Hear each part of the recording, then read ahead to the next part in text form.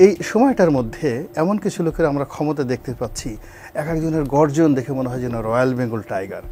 বাংলাদেশে এত বাঘ আছে, আমরা কল্পনাও করতে পারি না যে বাংলায় এত royal Bengal tiger, it's a land of Tigers. এই সরকার যেভাবে দেশ চালাচ্ছে তাতে জ্যামিতিক হারে দেশের অর্থনীতি ধ্বংস হবে, আইন শৃঙ্খলার অবনতি হবে, রাজনৈতিক কৃষ্টি এবং কালচার এটা এখন রীতিমতো একটা বেয়াদবির রাজনীতি হয়ে গেছে। স্বাভাবিকভাবে আমাদের দেশের একটা রাজনৈতিক কালচার আছে, সেই কালচারটা ইদানিংকালে এটা একটা ব্যাড কালচারে পরিণত হয়েছে এবং এই সরকারের অধীনে যদি এই জিনিসগুলো চলতে থাকে এটা অন দ্য লং রানে ক্যান্সার আকারে আমাদের সামাজিক যে বিধি এবং বিধান পুরোটাকে বিনষ্ট করে ফেলবে। এরকম হওয়ার তো আসলে কথা ছিল না। 5 আগস্ট পরবর্তী বাংলাদেশে তো আমরা জানি কালচারটা আরো বেশি বদলাবে, আরো ভালো কিছু আমরা প্রত্যাশা করব। একটা জিনিস হলো যে এখানে নেতিবাচক অর্থে না বলে পজিটিভ অর্থে বলি, যে মূলত যারা এই মুহূর্তে ক্ষমতায় এসেছেন, আমি আগেই বলেছি তাদের কোনো এক্সপেকটেশন ছিল না। এখন ধরেন যারা উপদেষ্টা হয়েছেন ছাত্রদের মধ্যে থেকে, তারা কি চেয়েছেন? তারা সর্বোচ্চ একটা চাকরি চেয়েছেন। সবাই যে বিসিএস করবেন তাও নয়, নন ক্যাডার সার্ভিসও চেয়েছেন। অনেকের মধ্যে আছেন যারা প্রাইমারি স্কুলের টিচার হতে চেয়েছেন, ক্যাডার হতে চান নাই, একটা প্রাইমারি টিচার হতে চেয়েছেন কিন্তু কোটা থাকবে না। তাহলে দেখেন যে তাদের যে দাবিটা সেটা হলো সরকারি চাকরির একটা তহসিলদার থেকে শুরু করে সর্বোচ্চ যেটা একটা বিসিএস ক্যাডার। তো আমি ধরে নিলাম একজন বিসিএস ক্যাডার, একজন বিসিএস ক্যাডার সে এসি ল্যান্ড হয়, তার বেতন 30, 35 বা 40,000 টাকা। এবং এখন যে ছেলেরা পরীক্ষা দিচ্ছে রেশিও অনুযায়ী 1000-এর মধ্যে একটা ছেলেও কিন্তু চান্স পায় না। এখন 1000-এর মধ্যে যে ছেলেগুলো এখানে পরীক্ষা দিতেন বা করতেন তাদের মধ্যে সবাই যে বিসিএসে চান্স পাবেন এরকম কোনো 1% নিশ্চয়তা ছিল না। এখন তারা হঠাৎ রাতারাতি মন্ত্রী হয়ে গেছেন, উপদেষ্টা হয়ে গেছেন। আবার মন্ত্রী না হয়েও অনেকে মন্ত্রীর সাথে ক্ষমতা তারা বেশি প্রয়োগ করছেন। ফলে কি হচ্ছে, তাদের শরীরের যে রসায়ন, চিন্তা চেতনা সব কিছু এলোমেলো হয়ে গেছে। এবং অল্প বয়সে যেটা হয়, আপনি দেখবেন নতুন পানিতে যখন মাছ আসে ওর ভিতরে একটা যৌবন চলে আসে। একটা পুঁটি মাছ সে বোয়াল মাছের মতো একটা লাভ দেয়, হা করে এমন জোরে, মানে আপনি পুঁটি মাছকে মনেই হবে না ও যে লাভ দিচ্ছে, ও যে একটা পুঁটি মাছ এটা আপনার মনে হবে না। তো যৌবন এমন একটা ব্যাপার, নতুন পানি এমন একটা ব্যাপার, ক্ষমতা এমন একটা ব্যাপার, ওখানে মানুষ সব কিছু হারিয়ে ফেলে। প্রেমে পড়লে যেমন একটা মানুষের মধ্যে কোনো বিবেক থাকে না, বোধ থাকে না, অকারণে মানুষ হাসতে থাকে, অকারণে কাঁদতে থাকে, কথায় কথায় হাসতে থাকে, কাঁদতে থাকে।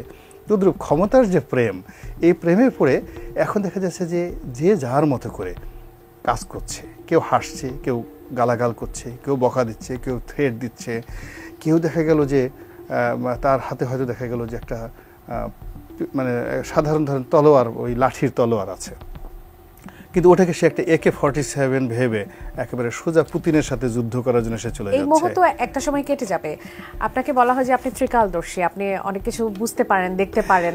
তো আপনার একটু চিন্তা ভাবনা থেকে, আপনার দর্শন থেকে যদি একটু জানতে চাই, এই মোহ কাটতে আসলে কিরকম সময় লাগতে পারে? না, এই মোহ কাটতে এখানে আমি তো আগেই বললাম যে আমরা এখন যে একটা জাতাকলের মধ্যে পড়েছি, আপনার এখানে একটা অনির্ধারিত সময় আমাদেরকে এরকম একটা অরাজকতার মধ্যে যেতে হবে। এবং সেটা কম করে হলো 3 থেকে 10 বছর, 3 বছর থেকে 10 বছর এরকম একটা অরাজক অবস্থার মধ্যে আমাদেরকে যেতে হবে যদি আমরা 1954 থেকে আজকের 2025 পর্যন্ত বাংলাদেশের রাজনৈতিক অবস্থা বিশ্লেষণ করি। আচ্ছা, এই 3 থেকে 5 বছর বা 10 বছর যে অরাজক সময় যাবে, এর মধ্যে আমাদের নতুন নেতৃত্ব তৈরি হবে, আমাদের অনেকের শিক্ষা হবে, অনেকের প্রেম চলে যাবে, অনেকের নতুন প্রেম আসবে, অনেকের মোহভঙ্গ হবে, অনেকের অভিজ্ঞতা হবে, অনেক যাকে বলা হয় মাঠ থেকে আউট হয়ে যাবে, নতুন খেলোয়াড় আসবে। মানে যখন এটা অরাজকতা হয়, যেটাকে বলা হয় বাংলায় মাছছান নেয়, এখানে বড় মাছ বাংলাদেশের রাজনীতির যে ইতিহাস সেটাকে বিশ্লেষণ করে আপনি এমনটা বলছেন। ফলে এই জায়গাটাতে কে যে কখন পড়ে যাবে, কার যে উইকেট কখন আউট হয়ে যাবে, এটা আপনি দেখেন যে নতুন যে দলগুলো হচ্ছে, এক একটা নতুন দল হচ্ছে, নতুন দলগুলোর মধ্যে মারামারি হচ্ছে, কাটাকাটি হচ্ছে, নেতৃত্বের পরিবর্তন হচ্ছে। আপনি বিএনপির মধ্যে, জামাতের মধ্যে এখন যে বিরোধ, আমরা কি স্বাধীন বাংলাদেশে এই 5ই আগস্টের আগে কখনো কল্পনা করেছি যে বিএনপি জামাতের মধ্যে এরকম বিরোধ হতে পারে? অথবা এই সময়টার মধ্যে এমন কিছু লোকের আমরা ক্ষমতা দেখতে পাচ্ছি, এক একজনের গর্জন দেখে মনে হয় যেন রয়্যাল বেঙ্গল টাইগার। বাংলাদেশে এত বাঘ আছে, এই আমরা কল্পনাও করতে পারি না এই বাংলায় এত royal Bengal tiger, it's a land of Tigers. তো এরকম অনেক কিছু আপনি সামনের দিনগুলোতে দেখতে পাবেন। আমাদের কাছে আসলে অনেক অনেক ফোন আসছে, আপনার জন্য বিশেষ করে ফোন আসছে, নানা ধরনের প্রশ্ন আসছে, সেখানে সম্পর্কের জায়গাটা আসলে কি দাঁড়াচ্ছে? রাজনীতির এই যে ধরেন আমি এখানে এসেছি, মানুষের জন্য কথা বলছি, এবং এই সময়টিতে আমি যে কথাগুলো বলছি আপনি বাংলাদেশে কয়জন লোক বলতে পারছে? সবাই তো তেলের বাটি নিয়ে ঘুরছে, তেলের ড্রাম নিয়ে ঘুরছে। তো সেখানে আমি প্রথা বিরোধী কথাবার্তা বলতে চাচ্ছি, এর চেয়ে বড় রাজনীতি আর কি আছে বলেন?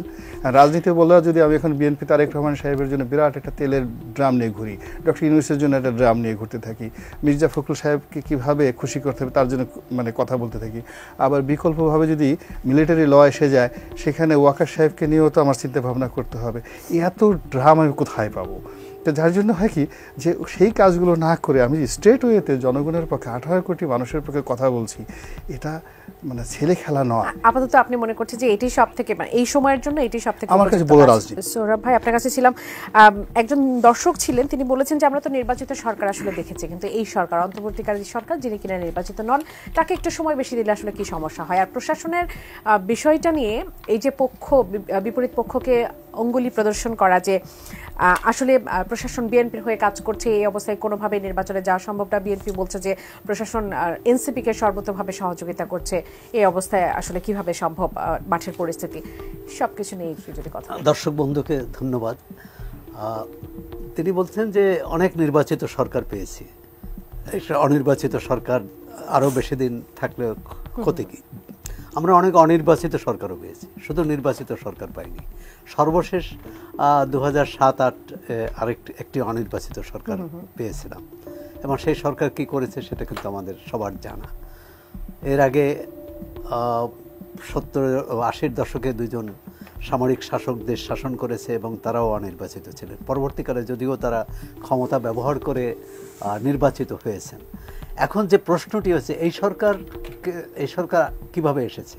এই সরকার নিজেরা ক্ষমতায় আসেনি, সরকারকে এনেছে ছাত্র গণ অভ্যুত্থানের মধ্য দিয়ে যারা অভ্যুত্থানের নেতৃত্ব দিয়েছেন তারা, অর্থাৎ তারা জনগণকে প্রতিনিধিত্ব করে, জনগণের অভিপ্রায়। কিন্তু জনগণের অভিপ্রায়ে যে সরকার এসেছে তাদের অঙ্গীকার কি? একটি অঙ্গীকার ছিল যে নির্বাচিত সরকারের হাতে ক্ষমতা, দেশে গণতন্ত্র প্রতিষ্ঠা করবে। গণতন্ত্র প্রতিষ্ঠার নির্বাচন ছাড়া সম্ভব নয়। আরেকটি হচ্ছে স্বৈরতন্ত্র আর যাতে কখনো না আসে, সেখানে রাষ্ট্র কাঠামোর একটা সংস্কার। সেই সংস্কার এই সরকার করে গেল, সেটা বাস্তবায়ন করবে কে? বাস্তবায়ন করতে হবে নির্বাচিত সরকার কি। সেক্ষেত্রে যে জুলাই সনদের কথা বলা হচ্ছে এবং সরকার এবং জাতীয় ঐকমত্য কমিশন রাজনৈতিক দলগুলোর সাথে আলোচনা করেছে, আমরা আশা করি যে আলোচনাটা দ্রুত শেষ হবে এবং একটা ঐকমত্য প্রতিষ্ঠা হবে, একটা সনদ তৈরি হবে, যার ভিত্তিতে ভবিষ্যতে যারাই ক্ষমতায় আসুক তারা রাষ্ট্র পরিচালনা করবে।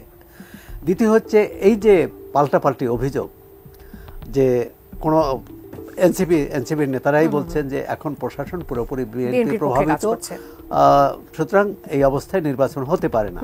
এই যে বিএনপি প্রভাবিত, অর্থাৎ কোনো দল প্রশাসনকে প্রভাবিত করতে পারে, এই ব্যবস্থাই তো হচ্ছে আমরা দেখে আসছি 53 বছর ধরে। এই ব্যবস্থা থেকে পরিত্রাণ চাওয়ার জন্যই কিন্তু গণ অভ্যুত্থান হয়েছে। গণ অভ্যুত্থানের পরও যদি এই অবিশ্বাস না, এই ব্যবস্থা থাকে, তাহলে তো বলবো যে কোনো পরিবর্তন হয়নি। আজকে আপনি দেখেছেন যে একজন শিক্ষককে, একজন সংখ্যালঘু সম্প্রদায়ের একজন শিক্ষককে চট্টগ্রাম এলাকায় কিভাবে তাকে সরানো হয়েছে। তার বিরুদ্ধে অভিযোগ থাকলে বলছে তার বিরুদ্ধে অভিযোগ আছে, আইন আছে, কমিটি আছে, আইনানুগভাবে তার বিরুদ্ধে ব্যবস্থা নেওয়া হবে। কিন্তু জনহেনস্থা বা এই যে মব ভায়োলেন্স, মানে জনসহিংসতা, সংঘবদ্ধ সহিংসতা মাধ্যমে একজন শিক্ষককে অপমান করা হয়েছে, অপদস্থ করা হয়েছে এবং জোর করে তাকে স্কুল থেকে বের করে দেওয়া হয়েছে। তার কন্যা চট্টগ্রাম বিশ্ববিদ্যালয়ে পড়ে, তিনি বলছেন যে আমি বাবার কথা যখন শুনি তখন আমি মানে ঘুমোতে পারি না। তো এই অবস্থা 7-8 মাস পর এই সরকার দায়িত্ব নেওয়ার 8 মাস পর এই ঘটনা যদি ঘটে, এবং শুধু একটি না আরও অনেক ঘটনা ঘটেছে, অর্থাৎ মব ভায়োলেন্স তো আইনের শাসন নয়। নিশ্চয়ই আমার দর্শক বন্ধু আইনের শাসন চান, নিশ্চয়ই গণতন্ত্র চান, তো সেটা তো সকলে আসলে জীবনের নিরাপত্তাটাকে সবার আগে প্রায়োরিটি দেন। অসংখ্য ধন্যবাদ জনাব গোলাম মাওলা রনি। সরকার আসলে অনেক আশার আলো দেখিয়েছেন আমাদেরকে। বিনিয়োগ সামিট আমরা দেখেছি, রোহিঙ্গা ইস্যুতে আমরা 1,80,000 রোহিঙ্গার একটা লিস্টের কথা আমরা জানি, বিমস্টেক সম্মেলনে আমরা দ্বিপাক্ষিক বৈঠক দেখেছি। সর্বশেষ পাকিস্তানের পররাষ্ট্র সচিব পর্যায়ের বৈঠকে বাংলাদেশের 3টি ইস্যু নিয়ে কথা বলা হয়েছে। পাকিস্তান বাংলাদেশের $4.52 বিলিয়ন আদৌ পরিশোধ করবে কিনা সেটি নিয়ে কথা বলেছে বাংলাদেশের পক্ষ থেকে বলা হয়েছে। আপনার কাছে কি মনে হয়, আদৌ কি পরিশোধ করবে? এগুলো সবই আসলে অনেকটা মানুষকে বিভ্রান্ত করার জন্য। আর এই মুহূর্তে সরকার যে কাজগুলো করছে এগুলো একটা ডেঞ্জারাস গেম। শেখ হাসিনাও কিন্তু একই ডেঞ্জারাস গেম করার চেষ্টা করেছিলেন, এবং এক হাতে ওই যে বাঁকা বাঁশের বাঁশরি আর এক হাতে রণতুর্য। তো এখানে আমাদের নিজেদের ঘরেই আমরা ঠিক করতে পারছি না, একটা মব জাস্টিস মানে মব ভায়োলেন্স আমরা দমন করতে পারছি না। যেখানে যে কারণ বাজারে চাঁদাবাজি হচ্ছে সেটা বন্ধ করতে পারতেছি না। আমরা পাকিস্তানের সেই এত বড় সরকার মানে শক্তিশালী হয়ে গেছে, পাকিস্তানের কাছ থেকে সেই পাওনা আদায় করব, ভারতকে টেক্কা দিয়ে পাকিস্তানের সঙ্গে আমরা নতুন একটা বন্ধুত্ব গড়ে তুলব। এক হাতে আমেরিকা, আর এক হাতে চীন, এক হাতে ভারত, আর এক হাতে যাকে বলে মায়ানমার, আর এক হাতে পাকিস্তান। মানে এটা আসলে একটা শিশুতোষ গল্পের মতো।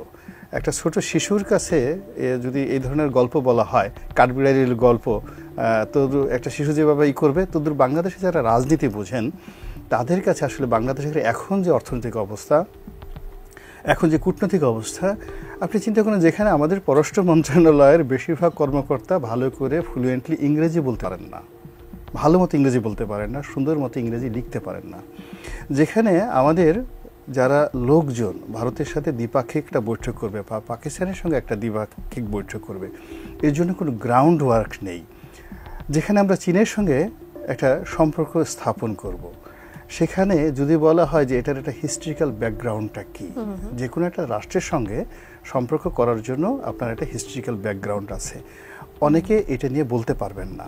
তো সেখানে কোনো রকম ব্যাকগ্রাউন্ড ছাড়া, পূর্ব প্রস্তুতি ছাড়া, প্রফেশনালিজম ছাড়া, এবং এই মুহূর্তে এই কাজগুলো করার জন্য তাদের কোনো ম্যান্ডেটও নেই। এবং আরও ব্যাপার হলো যে তাদের কোনো প্রয়োজনও নাই, এই কাজগুলো করার জন্য তাদের কোনো প্রয়োজনও নাই। তাই অপ্রয়োজনীয় বোগাস কাজগুলো করতে গিয়ে তারা যে কাজগুলো করছে সেটা হলো সময় ক্ষেপণ করছে, তাদের প্রতিপক্ষকে তারা খুব দুর্বল মনে করছে, নিজেদেরকে শক্তিশালী মনে করছে, এবং এই যে একটা টাইম পাস যে কোনোভাবে। এখন এই যে বলতেছে যে আমরা 1,80,000 রোহিঙ্গাদেরকে ফেরত পাঠাবো, এর মতো বোগাস স্টুপিড কথাবার্তা আর হতে পারে না। আমরা এরকম একটা তালিকা হয়েছিল 1,20,000-এর মতো শেখ হাসিনার জামানাতে, ওটা হলো নেপিত সেই জান্তা সরকারের সঙ্গে। কিন্তু এখন সেখানে টোটাল এখন দেখা গেল আজকের লেটেস্ট খবর হলো যে যিনি এই ব্যাপার দায়িত্বপ্রাপ্ত ব্যক্তি তিনি বলছেন যে এই অবস্থাতে রোহিঙ্গাদের প্রত্যাবর্ষণ সম্ভব নয়। আরে সম্ভব না তো, এটা তো আপনি আগে 2 দিন আগে কথা কি বললেন আপনি? তো এইরকম যা কিছু হচ্ছে সবই একটা বোগাস কথা। ধন্যবাদ জনাব গোলাম মাওলা রনি, ধন্যবাদ জনাব সোহরাব হাসান আমাদের আয়োজনে যুক্ত হওয়ার জন্য।